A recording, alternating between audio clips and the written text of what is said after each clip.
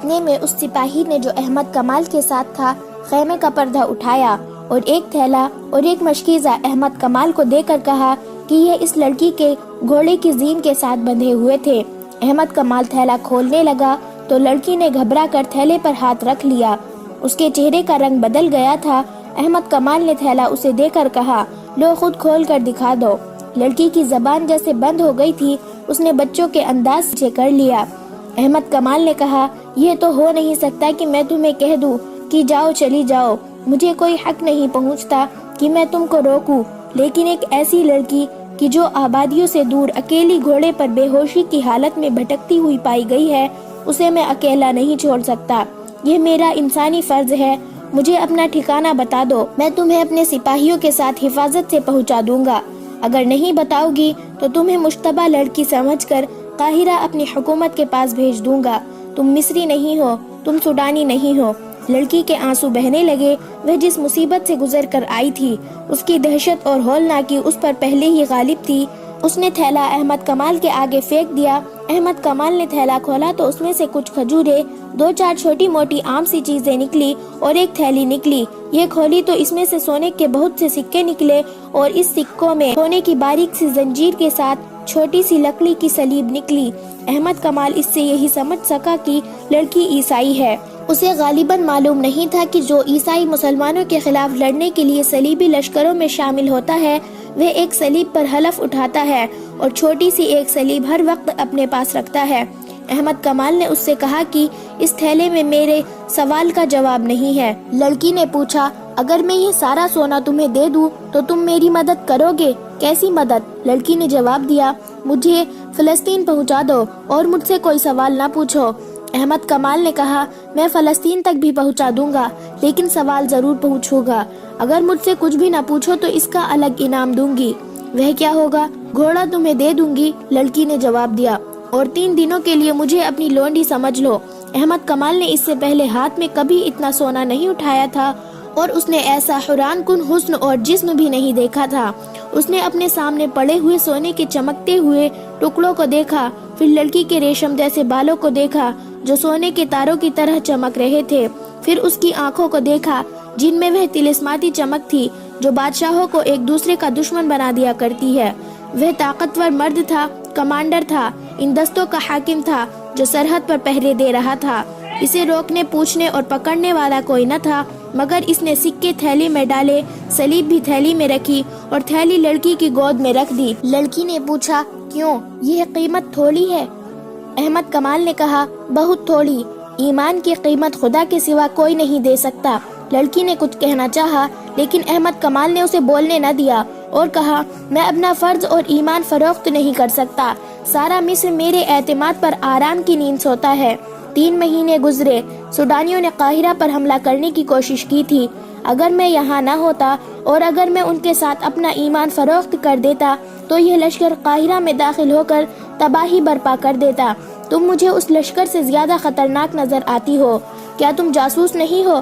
نہیں، تم یہی بتا دو تمہیں آندھی نے کس ظالم کے پنجے سے بچایا ہے، یا تم آندھی سے بچ کر نکلی ہو؟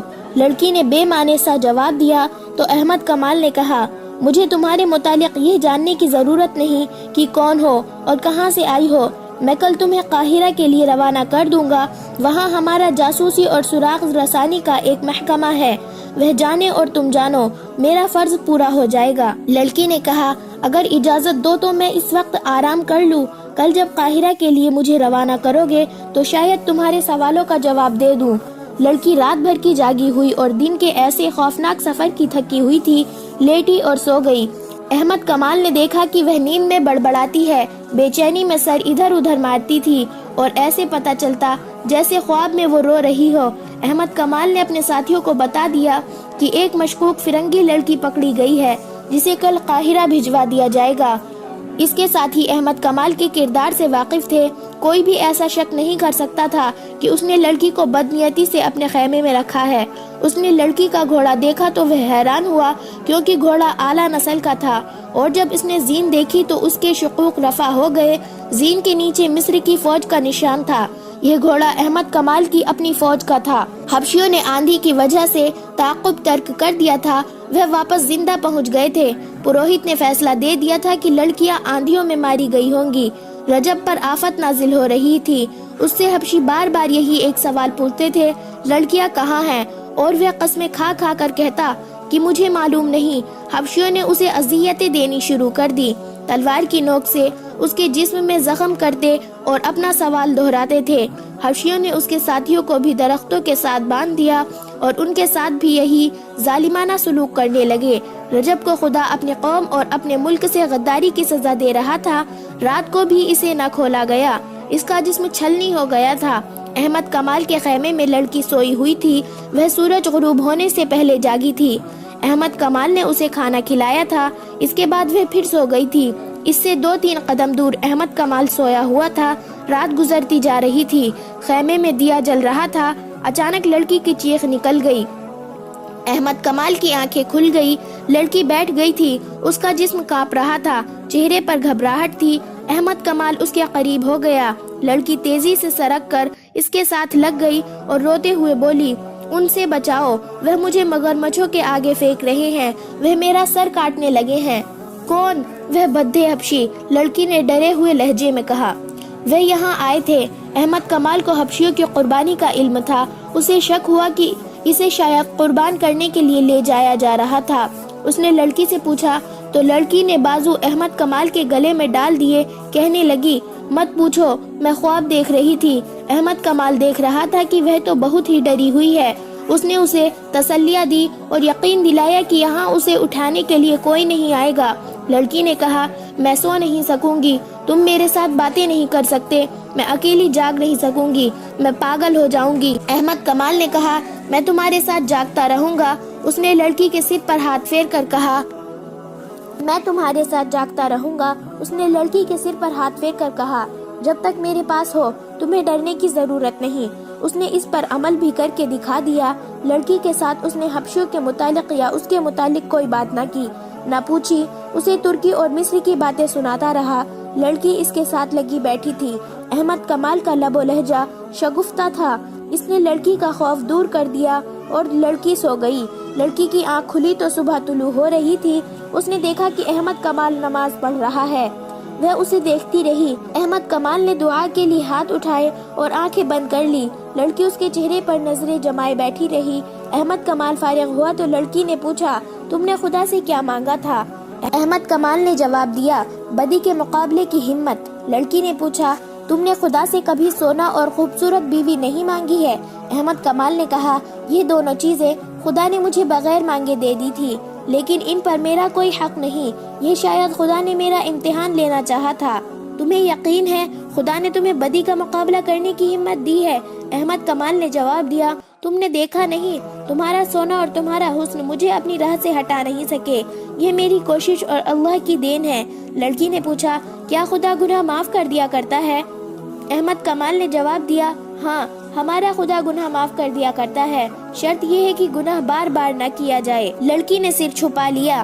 احمد کمال نے جب اس کی صدقیاں سنی تو اس کا چہرہ اوپر اٹھایا، وہ رو رہی تھی۔ لڑکی نے احمد کمال کا ہاتھ پکڑ لیا اور اسے کئی بار چوما۔ احمد کمال نے اپنا ہاتھ کھینچ لیا۔ لڑکی نے کہا، آج ہم جدا ہو جائیں گے، تم مجھے قاہرہ بھیج دو گے، میں اب آزاد نہیں ہو سکوں گی۔ میرا دل مجبور کر رہا ہے کہ تمہیں باتیں بتا دوں کہ میں کون ہوں اور کہاں سے آئی ہوں، پھر تمہیں بتا دوں گی کہ اب کیا ہے۔ احمد کمال نے کہا، ہماری روانگی کا وقت ہو گیا ہے، میں خود تمہارے ساتھ چلوں گا، میں اتنی نازک اور اتنی خطرناک ذمہ داری کسی اور کو نہیں سونپ سکتا۔ یہ نہیں سنو گے کہ میں کون ہوں اور کہاں سے آئی ہوں؟ احمد کمال نے کہا، اٹھو، یہ سننا میرا کام نہیں۔ وہ خیمے سے باہر نکل گیا۔ کچھ دیر بعد قاہرہ کی سمت 6 گھوڑے جا رہے تھے۔ ایک پر احمد کمال تھا، اس کے پیچھے دوسرے گھوڑے پر لڑکی تھی، اس کے پیچھے پہلو با پہلو 4 گھوڑے محافظوں کے تھے اور ان کے پیچھے ایک اونٹ جس پر سفر کا سامان، پانی اور خوراک وغیرہ کی چیزیں جا رہی تھی۔ قاہرہ تک کم و بیش 36 گھنٹوں کا سفر تھا۔ لڑکی نے 2 مرتبہ اپنا گھوڑا اس کے پہلو میں کر لیا اور دونوں مرتبہ احمد کمال نے اسے کہا کہ وہ اپنا گھوڑا اس کے اور محافظوں کے درمیان رکھے۔ اس کے سوا اس نے لڑکی کے ساتھ کوئی بات نہ کی۔ سورج غروب ہونے کے بعد احمد کمال نے قافلے کو روک لیا اور پڑاؤ کا حکم دیا۔ رات کو لڑکی کو احمد کمال نے اپنے خیمے میں سلایا، اس نے دیا جلتا رکھا اور گہری نیند سو گیا۔ اس کی آنکھ کھل گئی جب کسی نے اس کے ماتھے پر ہاتھ پھیرا تھا۔ اس نے لڑکی کو اپنے پاس بیٹھا دیکھا، لڑکی کا ہاتھ اس کے ماتھے پر تھا۔ احمد کمال تیزی سے اٹھ کر بیٹھ گیا۔ اس نے دیکھا کہ لڑکی کے آنسو بہ رہے تھے۔ اس نے احمد کمال کا ہاتھ اپنے دونوں ہاتھوں میں لیا اور اسے چوم کر بچوں کی طرح بلک بلک کر رونے لگی۔ احمد کمال اسے دیکھتا رہا۔ لڑکی نے آنسو پوچھ کر کہا، میں تمہاری دشمن ہوں، تمہارے ملک میں جاسوسی کے لیے اور تمہارے بڑے بڑے حاکموں کو آپس میں ٹکرانے کے لیے اور صلاح الدین ایوبی کے قتل کا انتظام کرنے کے لیے فلسطین سے آئی ہوں، لیکن اب میرے دل سے دشمنی نکل گئی ہے۔ احمد کمال نے کہا، کیوں؟ تم بزدل لڑکی ہو، اپنے قوم سے غداری کر رہی ہو، سولی پر کھڑے ہو کر بھی کہو کہ میں صلیب پر قربان ہو رہی ہوں۔ اس نے کہا، اس کی وجہ سن لو، تم پہلے مرد ہو جس نے میرے حسن اور میری جوانی کو قابل نفرت چیز سمجھ کر ٹھکرایا ہے، ورنہ کیا آپ نے بیگانے مجھے کھلونا سمجھتے رہے؟ میں نے بھی اس کو زندگی کا مقصد سمجھا کہ مردوں کے ساتھ کھیلو، دھوکے دو اور عیش کرو۔ میری تربیت بھی اسی مقصد کے تحت ہوئی تھی۔ جسے تم لوگ بے حیائی کہتے ہیں، وہ میرے لیے ایک فن ہے، ایک ہتھیار ہے۔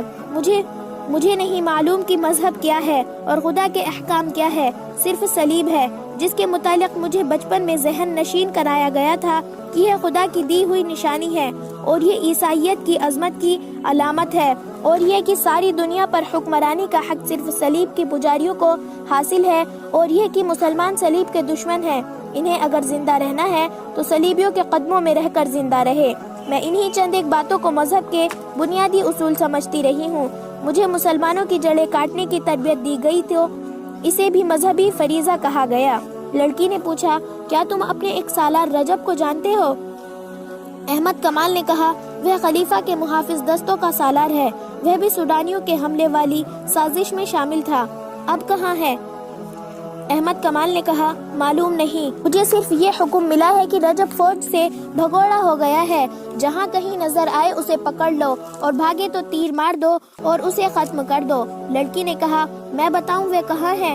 وہ سوڈان میں حبشیوں کے پاس ہے، وہاں ایک خوشنما جگہ ہے، وہاں حبشی لڑکیوں کو دیوتاؤں کے آگے قربان کرتے ہیں، رجب وہاں ہے، میں جانتی ہوں وہ فوج کا بھگوڑا ہے، ہم 3 لڑکیاں اس کے ساتھ فلسطین سے آئی تھی، باقی 2 کہاں ہیں؟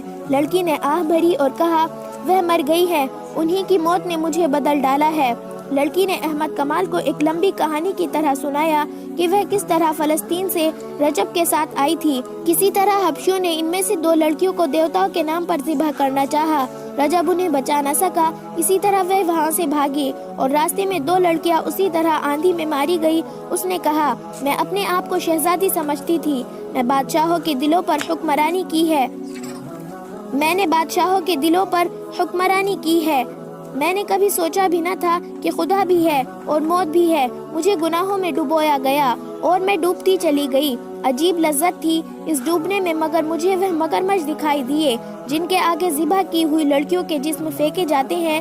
مگرمچھ پانی کے کنارے سوئے ہوئے تھے، ان کے بھدے اور مکروہ جسم دیکھ کر میں کانپ گئی، وہ میرے اس جسم کو جس نے بادشاہوں کے سر جھکائے تھے ان مگرمچھوں کی خوراک بنانا چاہتے تھے۔ میں نے وہ بدصورت سیاہ کالے حبشی دیکھے جو میرا سر میرے جسم سے الگ کرنے کے لیے آ گئے تھے۔ موت کے پروں کی آواز مجھے سنائی دینے لگی تھی، میرے رگ رگ بیدار ہو گئی، میرے اندر سے مجھے آواز سنائی دی، اپنے حسن اور اتنے دل نشین جسم کا انجام دیکھ۔ ہم جان کی بازی لگا کر اپنے گھر سے نکلے تھے، ہمیں یہ کہہ کر رجب کے ساتھ فلسطین سے بھیجا گیا تھا کہ یہ شخص ہماری حفاظت کرے گا، لیکن اس شخص نے میرے ساتھ دست درازی کی۔ ہم وہاں سے بھاگے، آندھی میں گھوڑے بے قابو ہو کر بھاگ اٹھے، ہمارے لیے صحرا میں کوئی پناہ نہیں تھی، ہم آندھی اور گھوڑوں کے رحم و کرم پر تھے۔ پہلے ایک لڑکی گری، میں نے اسے گھوڑے کے نیچے آتے دیکھا، پھر دوسری لڑکی گھوڑے سے گری تو پاؤں رقاب میں پھنس جانے کی وجہ سے گھوڑے نے اسے 2 میل سے زیادہ فاصلے تک گھسیٹا، اس کی چیخیں میرا جگر چاک کر رہی تھی۔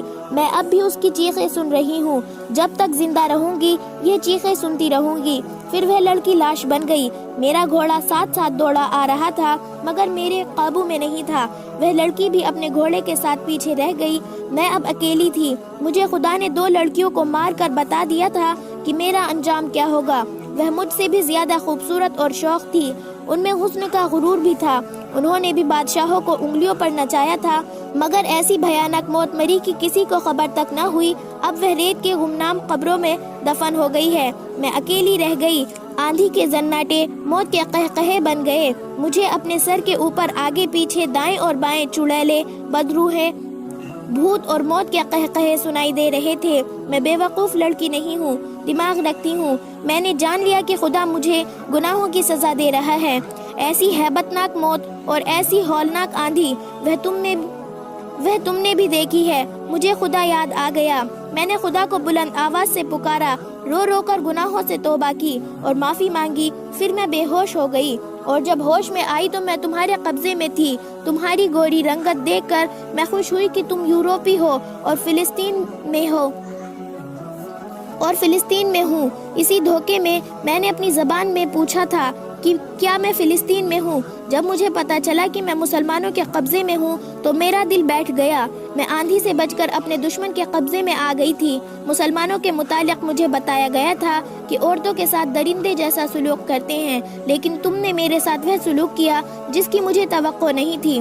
تم نے سونا ٹھکرا دیا اور تم نے مجھے بھی ٹھکرا دیا۔ میں اس قدر خوف زدہ تھی کہ میں کہتی تھی کہ خواہ کوئی مل جائے مجھے پناہ دے دے اور مجھے سینے سے لگا لے۔ تمہارے متعلق مجھے ابھی یقین نہیں آیا تھا کہ تمہارا کردار پاک ہے۔ مجھے یہ توقع تھی کہ رات کو تم مجھے پریشان کرو گے۔ میں خواب میں بھی مگرمچھوں کا، حبشیوں اور آندھی کی دہشت دیکھتی رہی۔ میں ڈر کر اٹھی تو تم نے مجھے سینے سے لگا لیا اور بچوں کی طرح مجھے کہانیاں سنا کر میرا خوف دور کر دیا۔ جب رات گزر گئی تو میں نے جاگتے ہی تمہیں خدا کے آگے سجدے میں دیکھا۔ تم نے جب دعا کے لیے ہاتھ اٹھائے اور آنکھیں بند کر لی تھی، اس وقت تمہارے چہرے پر مسرت، سکون اور نور تھا۔ میں اس شک میں پڑ گئی کہ تم انسان نہیں فرشتہ ہو۔ کوئی انسان سونے اور مجھ جیسی لڑکی سے منہ نہیں موڑ سکتا۔ میں نے تمہارے چہرے پر جو سکون اور مسرت دیکھی تھی اس نے میرے آنسو نکال دیے۔ میں تم سے پوچھنا چاہتی تھی کہ یہ سکون تمہیں کس نے دیا ہے۔ میں تمہارے وجود سے اتنی متاثر ہوئی کہ میں نے تمہیں دھوکے میں رکھنا بہت بڑا گناہ سمجھا۔ میں تمہیں یہ کہنا چاہتی تھی کہ میں تمہیں اپنے متعلق ہر بات بتا دوں گی، اس کے عوض مجھے یہ کردار اور یہ سکون دے دو اور میرے دل سے وہ وحشت اتار دو جو مجھے بڑی ہی تلخ اذیت دے رہی ہے۔ مگر تم نے میری بات نہ سنی۔ تمہیں فرض عزیز تھا۔ اس نے احمد کمال کے دونوں ہاتھ پکڑ لیے اور کہا، تم شاید اسے بھی دھوکہ سمجھو لیکن میرے دل کی بات سن لو، میں تم سے جدا نہیں ہو سکوں گا۔ میں نے کل تمہیں گناہ کی دعوت دیتے ہوئے کہا تھا کہ مجھے اپنی لونڈی سمجھو، مگر اب میں ساری عمر کے لیے تمہارے قدموں میں بیٹھی رہوں گی۔ مجھے اپنی لونڈی بنا لو اور اس کے عوض مجھے یہ سکون دے دو جو میں نے نماز کے وقت تمہارے چہرے پر دیکھا تھا۔ احمد کمال نے کہا، میں تمہیں بالکل نہیں کہوں گا کہ تم مجھے دھوکہ دے رہی ہو۔ میری مجبوری یہ ہے کہ میں اپنی قوم کو اور اپنی فوج کو دھوکہ نہیں دے سکتا۔ تم میرے پاس امانت ہو، میں خیانت نہیں کر سکتا۔ میں نے تمہارے ساتھ جو سلوک کیا وہ میرا فرض تھا۔ یہ فرض اس وقت ختم ہوگا جب میں تمہیں متعلقہ محکمے کے حوالے کر دوں گا اور وہ مجھے حکم دے گا کہ احمد کمال تم واپس چلے جاؤ۔ وہ اسے دھوکہ نہیں دے رہی تھی۔ اس نے روتے ہوئے کہا، تمہارے حاکم جب مجھے سزائے موت دیں گے تو تم میرے ہاتھ پکڑے رکھنا۔ اب یہی ایک خواہش ہے، میں تمہیں ایسی بات نہیں کہوں گی کہ مجھے فلسطین پہنچا دو۔ میں تمہارے فرض کے راستے میں رکاوٹ نہیں بنوں گی۔ مجھے صرف اتنا کہہ دو کہ میں نے تمہارا پیار قبول کر لیا ہے۔ میں تمہیں یہ بھی نہیں کہوں گی کہ مجھے اپنی بیوی بنا لو، کیونکہ میں ایک ناپاک لڑکی ہوں۔ مجھے تربیت دینے والوں نے پتھر بنا دیا تھا۔ میں یہ بھی سمجھتی تھی کہ میرے اندر انسانی جذبات نہیں رہے، لیکن خدا نے مجھے بڑے ہی پرہول طریقے سے سمجھا دیا کہ انسان پتھر نہیں بن سکتا، اور وہ ایک نہ ایک دن مجبور ہو کر کسی سے پوچھتا ہے کہ سیدھا راستہ کون سا ہے۔